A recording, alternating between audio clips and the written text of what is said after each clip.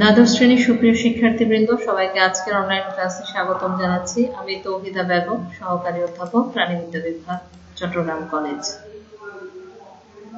আজকে আমি জীববিজ্ঞান দ্বিতীয় পত্রের মানব শারীরতত্ত্ব বর্জ্য নিষ্কাশন এই অধ্যায়টি থেকে দুটি টপিক নিয়ে আলোচনা করব। আমরা ইতিমধ্যে বেশ কয়েকটি ক্লাস করেছি অধ্যায়টির উপরে এবং আমরা প্রায় শেষের দিকে আছি অধ্যায়টির। আজকে আমরা যে দুটি টপিক আলোচনা করব, একটি হচ্ছে অসমোরেগুলেশন আর একটি হচ্ছে রক্তে পিএইচ নিয়ন্ত্রণ। এই দুটি টপিক নিয়ে আমরা আলোচনা করব। দুটি টপিক আলোচনার ফলে আমরা আজকে যে বিষয়বস্তুগুলো সম্পর্কে জানতে পারবো সেগুলো হচ্ছে বৃক্কের মাধ্যমে কিভাবে পানি সাম্য নিয়ন্ত্রণ হয় তা আমরা বলতে পারবো, মূত্রের ঘনত্ব কিভাবে নিয়ন্ত্রিত হয় সেটিও বলতে পারবো, রক্তে লবণের বা আয়নের ভারসাম্য কিভাবে নিয়ন্ত্রিত হয় তা ব্যাখ্যা করতে পারবো এবং রক্তের অম্ল ক্ষার অর্থাৎ পিএইচ নিয়ন্ত্রণ সম্পর্কে বলতে পারবো। এখানে দুটি ছবি তোমরা দেখতে পাচ্ছ, একটি হচ্ছে পানি ও লবণের হ্রাস বৃদ্ধি, এখানে মাঝখানে লেখা আছে ছবি দুটির মাঝখানে। উপরের ছবিতে দেখলে আমরা বুঝতে পারছি যে মানব দেহে পানি এবং লবণের পরিমাণ হ্রাস পাওয়ার কথা বলা হচ্ছে। আরেকটি হচ্ছে নিচের দিকে যেটি আছে সেটি হচ্ছে পানি এবং লবণের পরিমাণ বৃদ্ধি পাওয়াকে ইন্ডিকেট করছে। তো বিভিন্ন কারণে কিন্তু আমাদের দেহে পানি এবং লবণের পরিমাণ হ্রাস অথবা বৃদ্ধি পেতে পারে। তো কি কি কারণ হতে পারে আমরা একটু যদি দেখার চেষ্টা করি। প্রথমে এই ছবি দিয়ে দেখতে পাচ্ছি আমরা যে অতিরিক্ত ঘর্ম নিঃসরণ, ব্লিডিং বা রক্তপাত, ভমিটিং কিংবা কম পরিমাণ পানি গ্রহণ করা, এই বিভিন্ন কারণে কিন্তু দেহে পানি এবং লবণের পরিমাণ হ্রাস পেতে পারে। এছাড়া বিভিন্ন কারণে দেহে পানির পরিমাণ বৃদ্ধি পেতে পারে, যেমন হচ্ছে বিভিন্ন ওষুধে মেডিসিনের পার্শ্ব প্রতিক্রিয়া হতে পারে, অতিরিক্ত পানি গ্রহণ সেটিও একটি কারণ, খাবারের সাথে লবণ গ্রহণ, অ্যালকোহল, এই কারণগুলো কিন্তু দেহে পানি এবং লবণের পরিমাণ বৃদ্ধি ঘটাতে পারে। তো পানি এবং লবণের পরিমাণ দেহে হ্রাস বৃদ্ধি ঘটলেও কিন্তু আমাদের দেহ সেটা স্বয়ংক্রিয়ভাবে সেটি কিন্তু একটি ভালো ভারসাম্য বজায় রাখতে পারে এবং সেই ভারসাম্য বজায় রাখাটা নিয়ে কিন্তু আজকে আমরা আলোচনা করব কিভাবে সেটা হয়ে থাকে, এবং এটিকেই বলা হয়ে থাকে অসমোরেগুলেশন বা পানি সাম্য নিয়ন্ত্রণ। অসমোরেগুলেশন যে অঙ্গের মাধ্যমে মূলত ঘটে থাকে সেটি হচ্ছে বৃক্ক, এবং আরো স্পেসিফিক্যালি যদি বলি বৃক্কের মধ্যে অবস্থানকারী নেফ্রনের মাধ্যমে এই পানি সাম্য নিয়ন্ত্রণ হয়ে থাকে। অসমোনিসাম্য নিয়ন্ত্রণ কিংবা অভিস্রবণিক চাপ নিয়ন্ত্রণ যেভাবে বলি না কেন, সেটি কি সেটি সংজ্ঞা যদি আমরা বলতে চাই তাহলে দেখি যে দেহ কোষের অন্তঃস্থ অর্থাৎ দেহ কোষের অভ্যন্তরে এবং বহিস্থ বা দেহ কোষের বাইরে যে তরল আছে, কি কি তরল, যেমন ধরো প্লাজমা, টিস্যু রস, লিম্ফ, এগুলো হচ্ছে দেহ বহিস্থ কোষ বহিস্থ তরল। তাহলে কোষের অভ্যন্তর এবং কোষের বাইরে যে তরল আছে এবং তাতে দ্রবীভূত আয়নের sodium ion, potassium ion, chlorine ion, যে বিভিন্ন আয়নগুলো আছে সেই আয়নের মধ্যে সমতা রক্ষা করাকে বলা হয়ে থাকে অসমোরেগুলেশন। অসমোরেগুলেশন ক্ষেত্রে দেখা যাচ্ছে যে কি বৃক্ক প্রতি মিনিটে প্রায় 125 ml প্রতি মিনিটে প্রায় 125 ml অর্থাৎ দিনে তাহলে কত হচ্ছে 170 লিটার গ্লোমেরুলার ফিল্ট্রেট তৈরি করে। নেফ্রনের যে বোমেন্স ক্যাপসুল আছে এবং তার মধ্যে যে গ্লোমেরুলাস আছে, তোমরা গত ক্লাসটা যদি ফলো করে থাকো অবশ্যই সেখানে আমি বুঝিয়েছিলাম, তোমাদের মনে আছে নিশ্চয়ই, যে আলট্রাফিল্ট্রেশন ঘটে, অতি পরিস্রাবন যেটাকে বলা হয়ে থাকে, অতি সূক্ষ্ম পরিস্রাবন। সেই আলট্রাফিল্ট্রেশনের মাধ্যমে বোমেন্স ক্যাপসুলের মধ্যে গ্লোমেরুলার ফিল্ট্রেট জমা হয়, যেটি রেচন নলিকার মধ্যে দিয়ে পাস হয়ে যায়। তাহলে এই গ্লোমেরুলার ফিল্ট্রেট প্রতি মিনিটে 125 ml অর্থাৎ দিনে প্রায় 170 লিটার তৈরি হয়, কিন্তু সেটি আবার যখন রেচন নালিকার মধ্যে দিয়ে যায় তখন কিন্তু বলা হচ্ছে প্রতি মিনিটে 124 ml অর্থাৎ দিনে প্রায় 168.5 লিটার গ্লোমেরুলার ফিল্ট্রেট থেকে আবার রিঅ্যাবজর্পশন ঘটে অর্থাৎ পুনঃশোষণ ঘটে। তাহলে 125 এর মধ্যে 124 ml যদি পুনঃশোষণ হয়ে থাকে তাহলে প্রতি মিনিটে 1 ml অর্থাৎ দিনে প্রায় 1.5 লিটার, 1.5 লিটার মূত্র তৈরি হয়ে থাকে। তাহলে এটি হচ্ছে যে আলট্রাফিল্ট্রেশনের ফলে এবং রিঅ্যাবজর্পশনের ফলে আলটিমেটলি যে ইউরিন তৈরি হয় সেটির পরিমাণ দিনে প্রায় 1.5 লিটার মূত্র উৎপাদিত হয়।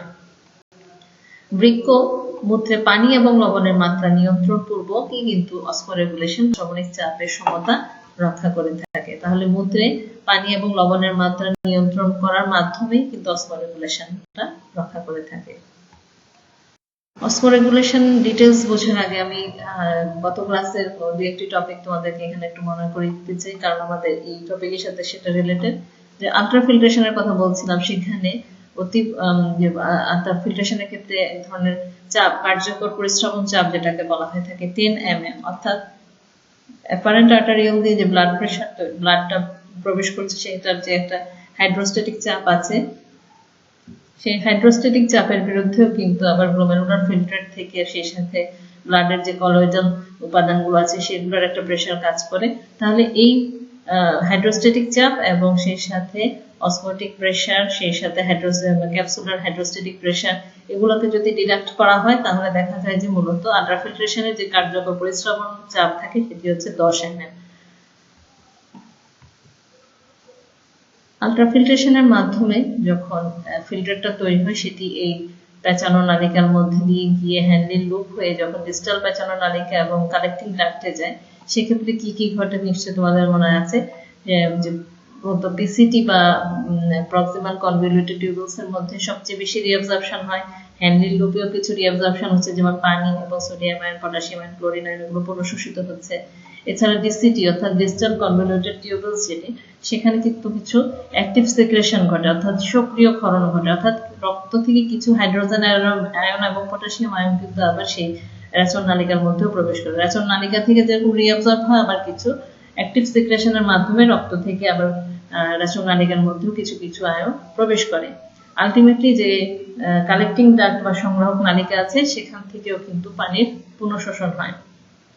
পানির পুনঃশোষণের ফলে যে মূত্রটা তৈরি হয়, যেটা পরবর্তী পেলভিস এবং ইউরেটারের মাধ্যমে মূত্রথলিতে চলে যায়, সেটার কনসেন্ট্রেশন কিন্তু এই অ্যাবজর্পশনের উপরেই কিন্তু ডিপেন্ড করছে। মূত্রের উপাদান দুই ধরনের, একটি হচ্ছে পানি, অর্থাৎ 95 থেকে প্রায় 97% হচ্ছে পানি, আর বাকি উপাদান যে কঠিন উপাদান থাকে তার মধ্যে রয়েছে বিভিন্ন জৈব অজৈব উপাদান, সেটি হচ্ছে 3 থেকে 5% পর্যন্ত। অসমোরেগুলেশন আমরা বুঝতে হলে কয়েকটি বিষয় আমাদেরকে আগে জানতে হবে। প্রথমত, দেহে যখন কোনো কারণে তরলের পরিমাণ বেড়ে যায় অর্থাৎ তরলের আধিক্য হয়, তখন কিন্তু রক্তরসের আয়তন বা ভলিউম কিন্তু বৃদ্ধি পায়। এটা মনে রাখবে, অর্থাৎ তরলের পরিমাণ যদি দেহে বৃদ্ধি পায়, রক্তরসের আয়তন বৃদ্ধি পাবে।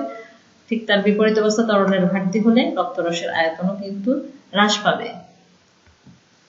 হাইপারটোনিক ইউরিন এবং আরেকটি হচ্ছে হাইপোটোনিক ইউরিন, সেটা আমাদেরকে বুঝতে হবে। সেটা কি?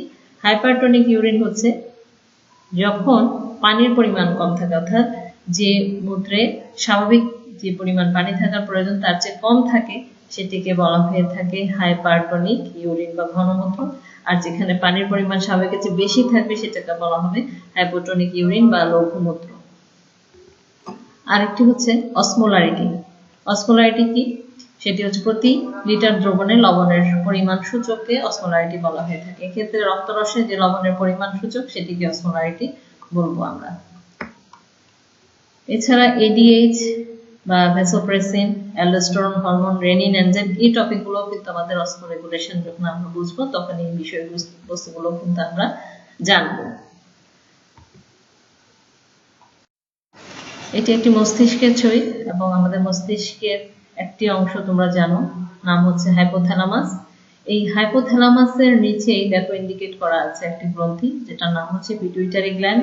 এবং এই পিটুইটারি গ্ল্যান্ড কিন্তু মানব দেহে যত গ্রন্থি আছে তার মধ্যে এটিকে বলা হয়ে থাকে গ্রন্থিরাজ, কারণ এর থেকে কিন্তু অনেকগুলো হরমোন নিঃসরিত হয় এবং এই হরমোন পিটুইটারি গ্রন্থি আমাদের মানব দেহে বিভিন্ন জৈবনিক কার্যাবলীতে অত্যন্ত গুরুত্বপূর্ণ ভূমিকা পালন করে বলেই কিন্তু একে গ্রন্থিরাজ বলা হয়ে থাকে। পিটুইটারি গ্রন্থির অসমোরেগুলেশনের ক্ষেত্রে যে ভূমিকা, সেটি হচ্ছে পিটুইটারি গ্রন্থি থেকে এডিএইচ অর্থাৎ অ্যান্টি ডাইউরেটিক হরমোন নিঃসরিত হয়। এই অ্যান্টি ডাইউরেটিক হরমোনকে কিন্তু আরেকটা নাম আছে, সেটিকে বলা হয় থাকে ভ্যাসোপ্রেসিন। এটাও কিন্তু তোমাদেরকে অবশ্যই মনে রাখতে হবে। তাহলে এডিএইচ মস্তিষ্কের হাইপোথ্যালামাস থেকে ক্ষরিত হয়। এই হাইপোথ্যালামাস থেকে এটা কিন্তু এডিএইচটা তৈরি হয় হাইপোথ্যালামাসে, কিন্তু সেখান থেকে ক্ষরিত হয়ে সেটি কিন্তু পিটুইটারি গ্ল্যান্ডে, পিটুইটারি গ্রন্থিতে গিয়ে জমা হয় এবং প্রয়োজন অনুসারে সেখান থেকে কিন্তু এটা নিঃসরিত হয়। রক্তে পানির পরিমাণ হ্রাস পেলে মস্তিষ্কের সংবেদী কোষ বা অসমোরিসেপ্টর কর্তৃক শনাক্ত হলে এডিএইচ ক্ষরিত হয়ে রক্তের মাধ্যমে বৃক্কে পৌঁছায়। অর্থাৎ রক্তে যদি পানির পরিমাণ কমে যায় সেক্ষেত্রে আমাদের মস্তিষ্কে কিছু সংবেদী কোষ আছে যেগুলোকে বলা হয়ে থাকে অসমোরিসেপ্টর। এই অসমোরিসেপ্টর গুলো কিন্তু পানির পরিমাণ হ্রাস পেলে সেটি শনাক্ত করতে পারে এবং ডিটেক্ট করার সঙ্গে সঙ্গে কিন্তু পিটুইটারি গ্ল্যান্ড থেকে এডিএইচ ক্ষরণ হয় এবং রক্তের মাধ্যমে তা বৃক্কে পৌঁছে যায়। এডিএইচ রেচন নালিকায় এবং সংগ্রহ নালিকায় পানির পুনঃশোষণ বৃদ্ধি করে। কাজে যখন পানির পরিমাণ কমে যাবে স্বাভাবিকভাবে পানির পুনঃশোষণ বৃদ্ধি করতে হবে এবং সেই কারণে এডিএইচ গিয়ে কিন্তু সেই কাজটাই করে থাকে। অসমোরেগুলেশন বা পানি সাম্য নিয়ন্ত্রণ কিভাবে হয়? এখানে দুটি সিচুয়েশন দেয়া আছে। একটি হচ্ছে দেহে যখন পানির পরিমাণ বৃদ্ধি পায় তখন কি ঘটে, আর একটি হচ্ছে দেহে যখন পানির পরিমাণ হ্রাস পায় তখন কি ঘটে থাকে। তাহলে দুটি সিচুয়েশনে কিভাবে আমাদের দেহ পানি সাম্য নিয়ন্ত্রণ করে আমরা সেটা বুঝবো। প্রথমেই দেখি দেহে যখন পানির পরিমাণ বৃদ্ধি পায় তখন কি ঘটে। পানির পরিমাণ বৃদ্ধি পেলে স্বাভাবিকভাবে আমরা একটু আগে সেটা পড়েছি যে রক্তের ভলিউম বা আয়তন বৃদ্ধি পাবে। যখন রক্তের আয়তন বা ভলিউম বৃদ্ধি পায় তখন কি হবে, দুটি কাজ ঘটবে। একটি হচ্ছে গ্লোমেরুলাসে হাইড্রোস্ট্যাটিক চাপ বৃদ্ধি পাবে। যখন রক্তের ভলিউম বেড়ে যাবে স্বাভাবিকভাবে নেফ্রনের যে গ্লোমেরুলাস আছে সেখানে অ্যাফারেন্ট আর্টেরিয়ালের মাধ্যমে যে ব্লাড প্রবেশ করছে তার হাইড্রোস্ট্যাটিক চাপ বৃদ্ধি পাবে। আরেকটি কি ঘটবে, আরেকটি হচ্ছে মস্তিষ্কের যে হাইপোথ্যালামাসের যে অসমোরিসেপ্টর কোষগুলোর কথা আমরা একটু আগে বললাম, সেই অসমোরিসেপ্টর কর্তৃক সেটি শনাক্ত হবে। শনাক্ত হওয়ার ফলে এবং এই গ্লোমেরুলাসে হাইড্রোস্ট্যাটিক চাপ বৃদ্ধি পায়, এই দুটি ঘটনা ঘটবে। প্রথমত গ্লোমেরুলাসে যখন হাইড্রোস্ট্যাটিক চাপ বৃদ্ধি পায় সেক্ষেত্রে কি হবে, হাইড্রোস্ট্যাটিক চাপ বৃদ্ধি পাওয়া মানে আলট্রাফিল্ট্রেশন বৃদ্ধি পাবে। তাহলে এই গ্লোমেরুলাসে হাইড্রোস্ট্যাটিক চাপ বৃদ্ধি করে আলট্রাফিল্ট্রেশন বৃদ্ধি পাবে। অপরদিকে হাইপোথ্যালামাসে যখন অসমোরিসেপ্টর কর্তৃক শনাক্ত হয়েছে তখন কি হবে, এডিএইচ ক্ষরণ কমে যাবে। এখানে যেটা ইন্ডিকেট করা হয়েছে ড্রপ ডাউন দিয়ে সেটা হচ্ছে বোঝানো হয়েছে এডিএইচ ক্ষরণ কমে যাবে, কারণ এডিএইচ ক্ষরণ কম হলেই পুনঃশোষণ হ্রাস পাবে। অর্থাৎ কোথায়, রেচন নালিকায় এবং সংগ্রাহক নালিকায় পানির পুনঃশোষণ হ্রাস পাবে। তাহলে একটু মেলানোর চেষ্টা করি আমরা। দেহে যখন পানির পরিমাণ বৃদ্ধি পেয়ে যায় স্বাভাবিকভাবে তখন কি হবে, পানির রিঅ্যাবজর্পশনটাও কিন্তু কমিয়ে দিতে হবে, কারণ পানির পরিমাণ বৃদ্ধি পেয়েছে। কাজেই ফিল্ট্রেশনের মাধ্যমে যে পানিটা রেচন নালিকায় প্রবেশ করছে সেটা যত বেশি সম্ভব বের করে দিতে হবে। তাহলে এর ফলে আলট্রাফিল্ট্রেশন বৃদ্ধি পেয়েছে এবং পুনঃশোষণ হ্রাস পাওয়ার ফলে যে মূত্রটি তৈরি হবে সেটি হচ্ছে হাইপোটনিক মূত্র, অর্থাৎ কম ঘন মূত্র তৈরি হবে। অপরদিকে আমরা যদি দেখি তার বিপরীত অবস্থা, অর্থাৎ দেহে যখন পানির পরিমাণ হ্রাস পায় তখন কি ঘটে, তখন স্বাভাবিকভাবে রক্তের ভলিউমও হ্রাস পাবে বা কমে যাবে। এবং রক্তের ভলিউম যখন হ্রাস পাবে দুটি ঘটনা ঘটবে, একটি হচ্ছে গ্লোমেরুলাসে হাইড্রোস্ট্যাটিক চাপ হ্রাস পাবে আর একটি হচ্ছে হাইপোথ্যালামাসের অসমোরিসেপ্টর কর্তৃক সেটিও শনাক্ত হবে। এবং গ্লোমেরুলাসে হাইড্রোস্ট্যাটিক চাপ কমে যাওয়ার ফলে আলট্রাফিল্ট্রেশন কমে যাবে। আর অপরদিকে হাইপোথ্যালামাসের অসমোরিসেপ্টর কর্তৃক যখন শনাক্ত হয়েছে তখন কি ঘটনা ঘটবে, তখন দেখা যাবে যে এডিএইচ ক্ষরণটা বৃদ্ধি পেয়ে গেছে। এখানে আমি আরো দিয়ে বুঝিয়েছি যে এখানে এডিএইচ ক্ষরণ বৃদ্ধি পেয়েছে এবং এডিএইচ ক্ষরণ বৃদ্ধি পাওয়ার ফলে যে রেচন নালিকা এবং সংগ্রাহক নালিকা আছে সেখানে পুনঃশোষণটাও বৃদ্ধি পেয়েছে। তাহলে দেহে পানির পরিমাণ কমে যাওয়া মানেই হচ্ছে পুনঃশোষণটা বৃদ্ধি করে দেহে পানির পরিমাণটা স্বাভাবিক রাখার চেষ্টা করবে। এদিকে আলট্রাফিল্ট্রেশনটাও কমে যাবে এবং যার কারণে পানির পরিমাণটা স্বাভাবিক রাখার চেষ্টা করবে। তাহলে পুনঃশোষণ বৃদ্ধি এবং আলট্রাফিল্ট্রেশন কমে যাওয়ার ফলে যে মূত্র তৈরি হবে সেটি হচ্ছে হাইপারটনিক মূত্র বা ঘনমূত্র যেটাকে বলা হয়ে থাকে, হাইপারটনিক মূত্র তৈরি হবে। তাহলে এই পুরোটাই হচ্ছে অসমোরেগুলেশন। সংক্ষেপে আমি তোমাদেরকে বোঝানোর চেষ্টা করেছি যে দুটি অবস্থায় কিভাবে আমাদের নেফ্রনের মাধ্যমে এবং মস্তিষ্কের যে পিটুইটারি গ্ল্যান্ড থেকে এডিএইচ স্খলিত হয় সেটার মাধ্যমে কিভাবে দেহে পানির সাম্য নিয়ন্ত্রণ হয়ে থাকে। এই ছবিটা দেখে তোমরা এখন আমি বোঝানোর এইখানে প্রথমে যে ছবিটা দেখতে পাচ্ছ এটি হচ্ছে একটা নেফ্রনের ছবি এবং নেফ্রনে এই জিনিসটা তোমরা যদি খেয়াল করো গ্লোমেরুলাস কাছাকাছি কিন্তু ডিস্টাল প্যাচানো নালিকা অবস্থান করছে, কারণ এগুলো প্যাচানো নালিকা এবং খুব কাছাকাছি অবস্থান করছে, গ্লোমেরুলাসের পাশেই ডিস্টাল প্যাচানো নালিকা অবস্থান করছে। এটা ঠিক তার একটি খুব ক্লোজ একটি ছবি দেখানো হয়েছে। সেখানে এটা হচ্ছে গ্লোমেরুলাস বা বোমেন্স ক্যাপসুলের মধ্যে অবস্থানকারী গ্লোমেরুলাস। এটি হচ্ছে অ্যাফারেন্ট আর্টারিওল, যেটা প্রবেশ করেছে সেটা হচ্ছে অ্যাফারেন্ট আর্টারিওল। আর এটি হচ্ছে ডিস্টাল প্যাচানো নালিকা। তাহলে এই অ্যাফারেন্ট আর্টারিওল, ডিস্টাল প্যাচানো নালিকা, এটি হচ্ছে বোমেন্স ক্যাপসুল এবং গ্লোমেরুলাস। এখন এই ডিস্টাল প্যাচানো নালিকার গাত্রে প্রাচীরে এবং সেই সাথে অ্যাফারেন্ট আর্টারিওলের যখন গ্লোমেরুলাসের কাছাকাছি অ্যাফারেন্ট আর্টারিওলে কিছু সংবেদী কোষ থাকে। আর এছাড়া এই দুই ধরনের অর্থাৎ ডিস্টাল প্যাচানো নালিকা এবং অ্যাফারেন্ট আর্টারিওলের মাঝখানেও কিন্তু কিছু সংবেদী কোষ থাকে। তিন ধরনের কোষের কথা, সংবেদী কোষের কথা আমি বলছি। একটা ডিস্টাল প্যাচানো নালিকা, একটা অ্যাফারেন্ট আর্টারিওল, আর একটা হচ্ছে দুইটার মাঝখানে সংবেদী কিছু কোষ অবস্থান করছে। এই সংবেদী কোষ যদি আমি লিখেছি, এগুলোর কিন্তু আলাদা নাম আছে, যদিও তোমাদের অত প্রয়োজন নেই ডিটেলস, এই জন্য আমি আর নামগুলো লিখিনি, মুখে বলে দিচ্ছি জাস্ট। এখানে এগুলো হচ্ছে ম্যাকুলা ডেন্সা সেলস বলা হয়, যেটা অ্যাফারেন্ট আর্টারিওল আছে ওগুলোকে বলা হয় থাকে ডাক্সটা গ্লোমেরুলার সেলস, এবং মাঝখানে যেগুলো আছে সেগুলো হচ্ছে মেসেঞ্জিয়াল সেলস।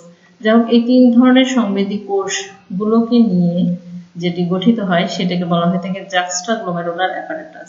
জাক্সটা শব্দের অর্থই হচ্ছে নিয়ার টু, অর্থাৎ কাছে। গ্লোমেরুলাসের কাছে এই অ্যাপারেটাসটা অবস্থান করছে, গ্লোমেরুলাসের কাছাকাছি এটা অবস্থান করছে বলেই এদেরকে বলা হয়ে থাকে জাক্সটা গ্লোমেরুলার অ্যাপারেটাস। এখন দেহে আয়ন বা লবণের সাম্যতা নিয়ন্ত্রণে জাক্সটা গ্লোমেরুলার অ্যাপারেটাসের কাজ কি? কাজ হচ্ছে এটি রেনিন এনজাইম ক্ষরণ করে, এবং এই রেনিন এনজাইম আমাদের বৃক্কের উপরে অ্যাড্রেনাল গ্রন্থি থাকে, এই অ্যাড্রেনাল গ্রন্থি থেকে অ্যালডোস্টেরন হরমোন ক্ষরণকে প্রভাবিত করে। তাহলে এটার ডিটেলস কাজকে আমরা এর পরের স্লাইডে দিলেই বুঝতে পারবো। এখানে আমরা জাস্ট দিলাম যে জাক্সটা গ্লোমেরুলার অ্যাপারেটাসটা কি। এটা হচ্ছে একটি বৃক্কের ছবি, এবং বৃক্কের উপরেই দেখতে পাচ্ছ তোমরা টুপির মতো অবস্থান করছে অ্যাড্রেনাল গ্ল্যান্ড। এই অ্যাড্রেনাল গ্ল্যান্ডের প্রস্থচ্ছেদ দেখতে পাচ্ছ ক্যাপসুল বাইরের দিকে, এবং এর নিচে কর্টেক্স, তার নিচে আছে মেডুলা। এই যে কর্টেক্স থেকে এক ধরনের হরমোন নিঃসরিত হয় যেটাকে বলা হয়ে থাকে অ্যালডোস্টেরন হরমোন। অ্যাড্রিনাল গ্রন্থির কর্টেক্স থেকে নিঃসৃত হরমোনটির নাম হচ্ছে অ্যালডোস্টেরন হরমোন, এবং এটির কাজ হচ্ছে রক্তে যখন লবণের আধিক্য অর্থাৎ লবণের পরিমাণ বেড়ে যায়, অসমোলারিটি যখন বৃদ্ধি পায়, তখন এই হরমোনটি তা নিয়ন্ত্রণ করতে সাহায্য করে। এটি কি কাজ করে? এই হরমোনটি রেচন নালিকায় সোডিয়াম আয়নের পুনঃশোষণ বৃদ্ধি করে এবং সংগ্রাহক নালিকায় পানির পুনঃশোষণ বৃদ্ধি করে। রক্তে সোডিয়াম আয়নের মাত্রা নিয়ন্ত্রণ। যখন রক্তে সোডিয়াম আয়নের মাত্রা বেড়ে যায় অথবা কমে যায়, এবং এটা সোডিয়াম আয়নের মাত্রা বেড়ে যাওয়া কমে যাওয়াটা কিন্তু রক্তচাপ নিয়ন্ত্রণ আমরা বলতে পারি, কারণ সোডিয়াম আয়নের মাত্রা যদি বেড়ে যায় স্বাভাবিকভাবে অসমোটিক চাপও বেড়ে যাবে এবং রক্তের মধ্যে পানির পরিমাণও বেড়ে যাবে। একইভাবে যদি আয়নের মাত্রা কমে যায়, সোডিয়াম আয়নের মাত্রা, সেক্ষেত্রে পানির পরিমাণও কিন্তু কমে যাবে। সোডিয়াম আয়নের মাত্রার সাথে পানির পরিমাণও কিন্তু রিলেটেড। যখন রক্তে সোডিয়াম আয়নের পরিমাণ হ্রাস পায় বা কমে যায়, স্বাভাবিকভাবে সেখানে অভিস্রবণের মাধ্যমে পানির প্রবেশও কমে যাবে। তাহলে পানির প্রবেশ যদি কমে যায়, তাহলে তোমরা নিশ্চয়ই বলতে পারবে রক্তে যখন পানির পরিমাণ কমে যায় তখন কি ঘটে? তখন রক্তের ভলিউম অর্থাৎ রক্তচাপ হ্রাস পাবে। তাহলে সোডিয়াম আয়নের পরিমাণ হ্রাস পাওয়া মানেই হচ্ছে রক্তের ভলিউম হ্রাস পাওয়া বা রক্তচাপ হ্রাস পাওয়া। রক্তচাপ যদি হ্রাস পায়, সেক্ষেত্রে একটু আগে আমরা যে ছবিটা দেখেছিলাম যে জাক্সটা গ্লোমেরুলার অ্যাপারেটাস, সেই জাক্সটা গ্লোমেরুলার অ্যাপারেটাস সেটি ডিটেক্ট করে, এবং ডিটেক্ট করার মাধ্যমেই কিন্তু রেনিন এনজাইম ক্ষরণ করে। এই রেনিন এনজাইমের কাজ হচ্ছে আমাদের প্লাজমায় অর্থাৎ রক্তরসে এক ধরনের নিষ্ক্রিয় প্রোটিন আছে, প্লাজমা প্রোটিন, এটার নাম হচ্ছে অ্যাঞ্জিওটেনসিনোজেন, যেটি যকৃতে অর্থাৎ লিভারে তৈরি হয়, রক্তের প্লাজমায় অবস্থান করে। এই নিষ্ক্রিয় প্লাজমা প্রোটিন অ্যাঞ্জিওটেনসিনোজেন যেটার নাম, সেই অ্যাঞ্জিওটেনসিনোজেনকে রেনিন এনজাইমটি কি করে? এই নিষ্ক্রিয় প্লাজমা প্রোটিনটিকে সক্রিয় একটি হরমোনে পরিণত করে, যেটার নাম হচ্ছে অ্যাঞ্জিওটেনসিন হরমোন। এই অ্যাঞ্জিওটেনসিন হরমোন আমাদের বৃক্কের উপরে অবস্থিত অ্যাড্রিনাল গ্রন্থিকে অ্যালডোস্টেরন হরমোন ক্ষরণে সাহায্য করে। তাহলে আবার দেখি, যখনই সোডিয়াম আয়নের পরিমাণ কমে গেল, তাহলে রক্তের ভলিউম হ্রাস পেয়েছে বা রক্তচাপ হ্রাস পেয়েছে, এবং রক্তচাপ হ্রাস পাওয়াটা জাক্সটা গ্লোমেরুলার কর্তৃক ডিটেক্ট করার ফলে রেনিন এনজাইম ক্ষরণ হয়, এবং রেনিন এনজাইমের কার্যকারিতায় অ্যাঞ্জিওটেনসিনোজেনটি অ্যাঞ্জিওটেনসিনে পরিণত হয়। এই অ্যাঞ্জিওটেনসিন কি করছে? অ্যালডোস্টেরন হরমোন ক্ষরণকে প্রভাবিত করছে, অর্থাৎ বৃক্কের অ্যাড্রিনাল গ্রন্থি থেকে অ্যালডোস্টেরন হরমোন ক্ষরিত হচ্ছে। অ্যালডোস্টেরন হরমোন ক্ষরিত হওয়ার ফলে কি হচ্ছে? আমাদের নেফ্রনে দুই ধরনের কাজ হচ্ছে, একটি হচ্ছে রেচন নালিকায় সোডিয়াম আয়নের পুনঃশোষণ বৃদ্ধি পাচ্ছে, আর একটি হচ্ছে সংগ্রাহক নালিকা থেকে পানির পুনঃশোষণ বৃদ্ধি পাচ্ছে। তাহলে যেহেতু সোডিয়াম আয়নের পরিমাণ রক্তে কমে গেছে, তাহলে অবশ্যই গ্লোমেরুলার ফিল্টার থেকে সোডিয়াম আয়নটা আমাদেরকে নিতে হবে, যেটা অ্যালডোস্টেরন হরমোন সেই কাজটাই করে থাকে, যে রেচন নালিকা থেকে, অর্থাৎ যে ফিল্টার্ড রেচন নালিকার মধ্যে দিয়ে পাস হচ্ছে, সেখান থেকে সোডিয়াম আয়নটা কালেক্ট করবে, সেই সাথে একই সাথে পানির পুনঃশোষণও বৃদ্ধি করবে সংগ্রাহক নালিকা থেকে। তাহলে সোডিয়াম আয়নের পরিমাণও বেড়ে গেল রক্তে তখন, এবং পানির পরিমাণও বৃদ্ধি পেল। বৃদ্ধি পাওয়ার ফলে যেটি হবে, আমাদের রক্তচাপটি স্বাভাবিক হয়ে যাবে আবার।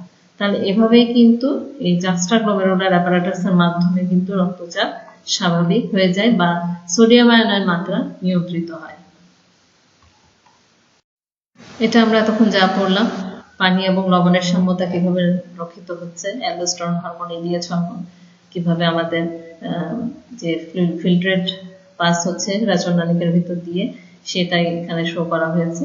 জাস্ট আমরা সেটা দেখলাম, পানি কিভাবে রিঅ্যাবজর্ব হচ্ছে, সোডিয়াম রিঅ্যাবজর্ব হচ্ছে অ্যালডোস্টেরন ইলিয়াচ হরমোনের কার্যকারিতায়। এখন আমরা আমাদের পরবর্তী যে টপিক, রক্তের পিএইচ নিয়ন্ত্রণ কিভাবে হয় সেটা দেখবো। এটাকে রক্তের পিএইচ নিয়ন্ত্রণও বলতে পারি, আবার অ্যাসিড বেজ রেগুলেশন অর্থাৎ অম্লক্ষার নিয়ন্ত্রণও বলা যেতে পারে। রক্তের পিএইচ নিয়ন্ত্রণ, পিএইচ বলতে কি বুঝি তোমরা জানো, অবশ্যই আমি জানি।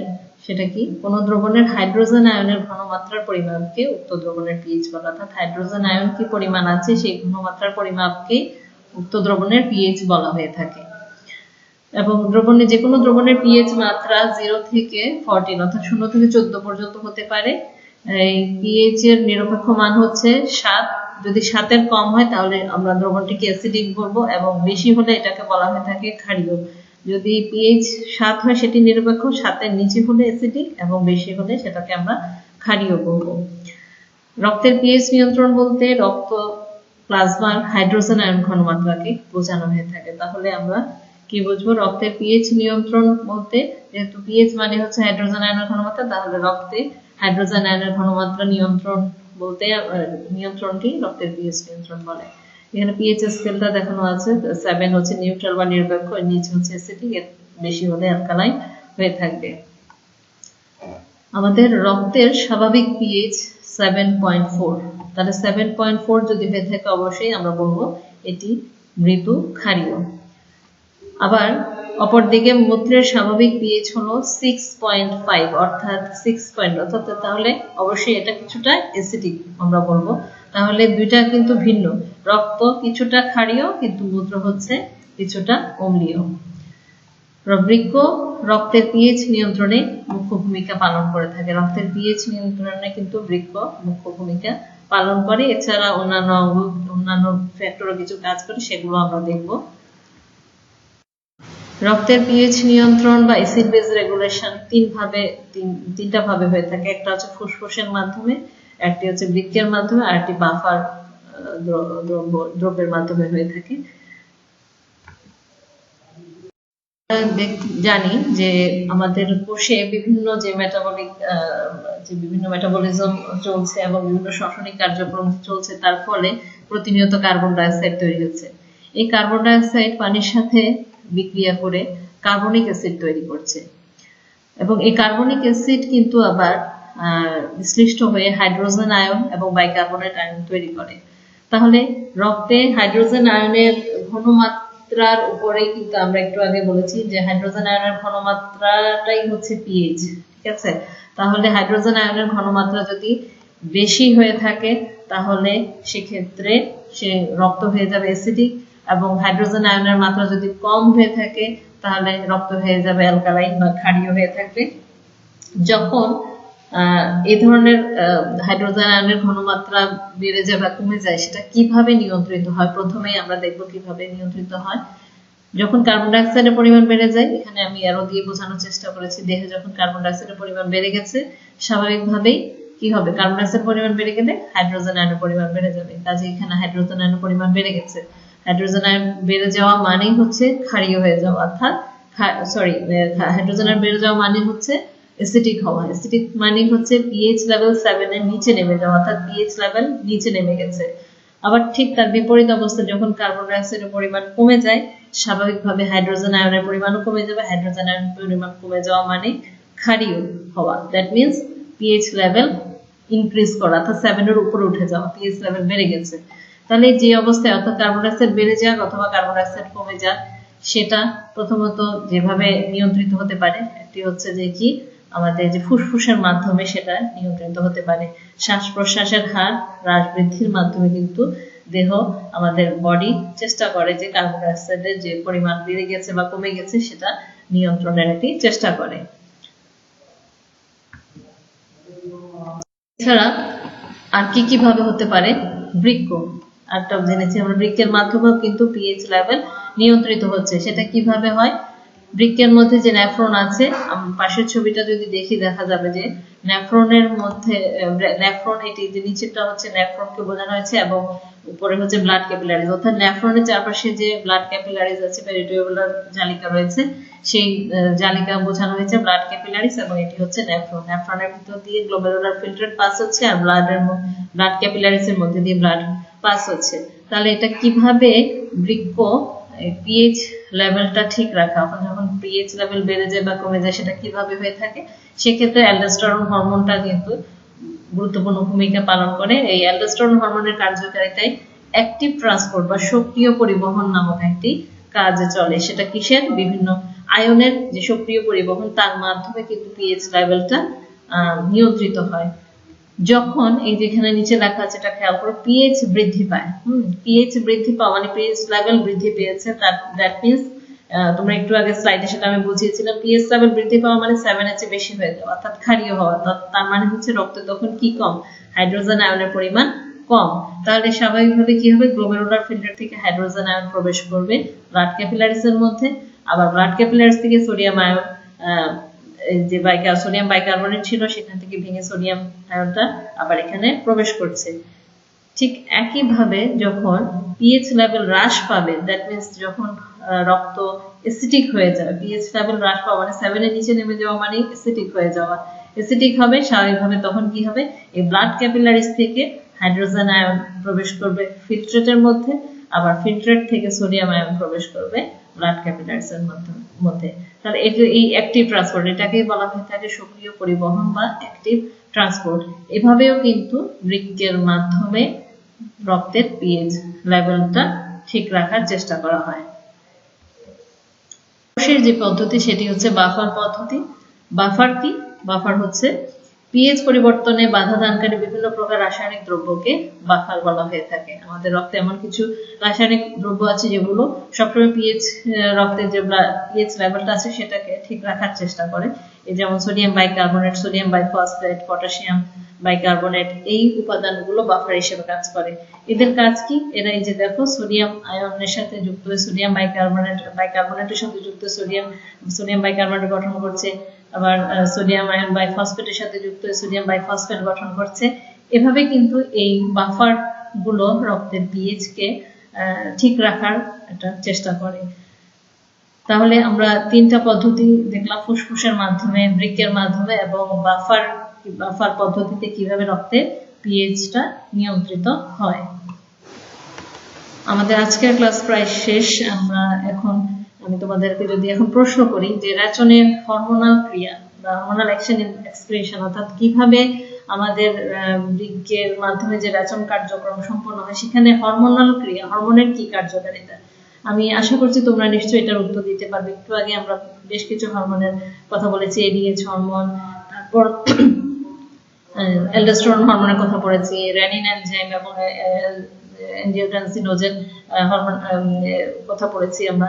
এই বিষয়গুলো কিন্তু তোমাকে এখানে অবশ্যই উল্লেখ করতে হবে। যদি এই ধরনের কোনো প্রশ্ন আসে যে রেচনের হরমোনাল ক্রিয়া ব্যাখ্যা করো, তাহলে আমি আশা করছি তোমরা নিশ্চয়ই আজকের ক্লাসটা যদি ফলো করো তোমাদের বুঝতে সুবিধা হবে এবং তোমরা অবশ্যই এই প্রশ্নের উত্তরটি দিতে পারবে। সবাইকে অনেক অনেক ধন্যবাদ জানাচ্ছি আজকের এই ক্লাসে যারা থেকেছো, মনোযোগ সহকারে ক্লাসটা শুনেছো, সবাইকে আন্তরিক ধন্যবাদ এবং আগামী ক্লাসে জন্য আবার তোমাদেরকে অভিনন্দন জানিয়ে আমি আজকের ক্লাস এখানে শেষ করছি। ধন্যবাদ।